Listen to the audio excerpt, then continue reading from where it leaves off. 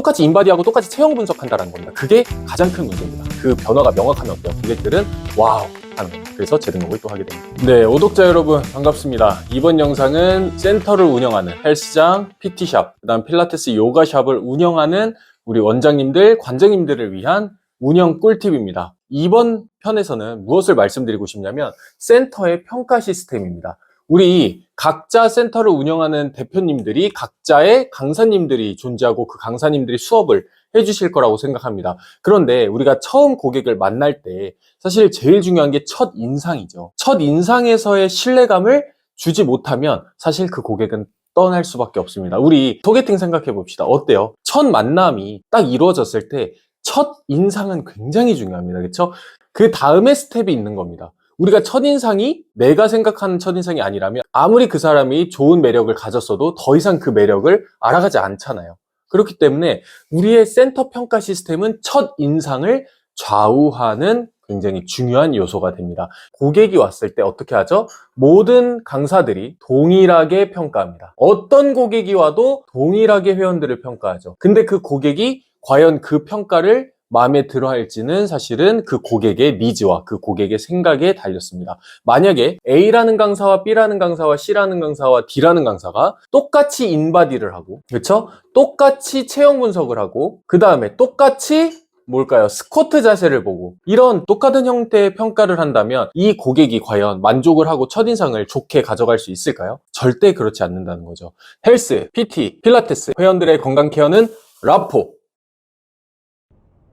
제가 여기서 말씀드리고 싶은 건 무엇이냐면 이 고객의 유형별로 평가할 수 있는 시스템을 구축하는 것이 굉장히 중요하다는 겁니다.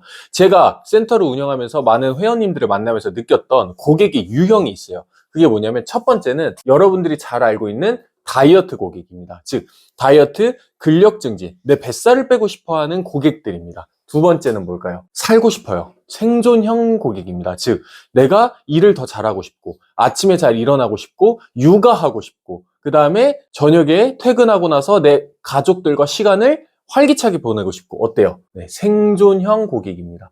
그 다음 마지막 뭐예요? 재활입니다. 여기서 재활은 뭐 당뇨, 고혈압 또는 근육의 문제, 관절의 문제 모든 것, 즉 통증과 관련된 질환과 관련된 유형입니다. 그래서 다이어트나 근력 증진, 그렇죠? 그 다음에 생존 유형, 재활 유형 이렇게 대부분 나뉘어지게 됩니다. 운동을 하는 목적이 비슷합니다. 그렇죠? 뭐 바디 프로필이 있어도 다 여기에 속합니다. 이런 고객이 왔을 때 어때요? 소속의 강사님들은 똑같이 평가합니다. 생존형 고객도 인바디, 재활형 고객도 인바디, 다이어트 고객도 인바디. 그 시스템을 바꾸지 않으면 여러분들의 고객은 다른 센터로 가게 되고 다른 센터의 상담을 받게 되는 악순환이 된다는 겁니다. 그래서 센터를 운영하는 관장님, 필라테스 샵을 운영하는 우리 필라테스 샵 원장님들 이 평가를 시스템화 하셔야 됩니다. 그러면 제가 조금 더 꿀팁을 드릴게요. 다이어트 고객이나 근력 증진 고객은 어떻게 평가를 하는 게 좋을까요? 첫 번째, 마찬가지로 인바디 하는 거 좋습니다. 왜? 당연히 어때요?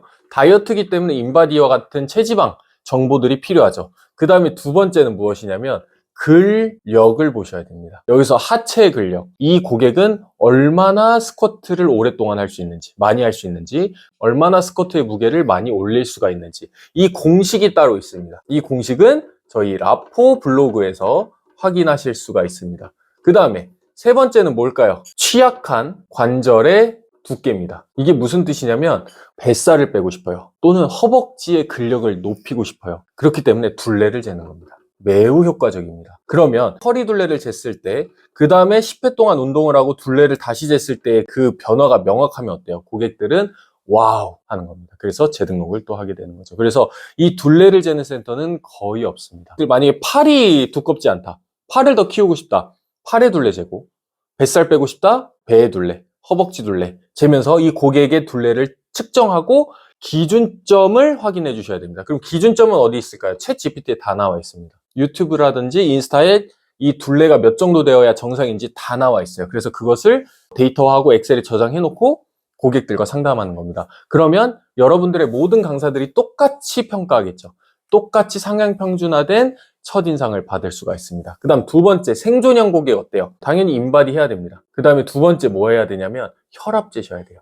특히 생존형 고객은 정말 뭐 음주도 많이 하고 또는 흡연도 많이 하고 비만일 가능성이 높습니다. 그런 고객들은 사실은 질환적인 문제들이 발생할 가능성이 높아요. 그래서 가장 대표적인 3명 중에 1명이 걸린다는 혈압을 꼭 재주시는 게 중요합니다.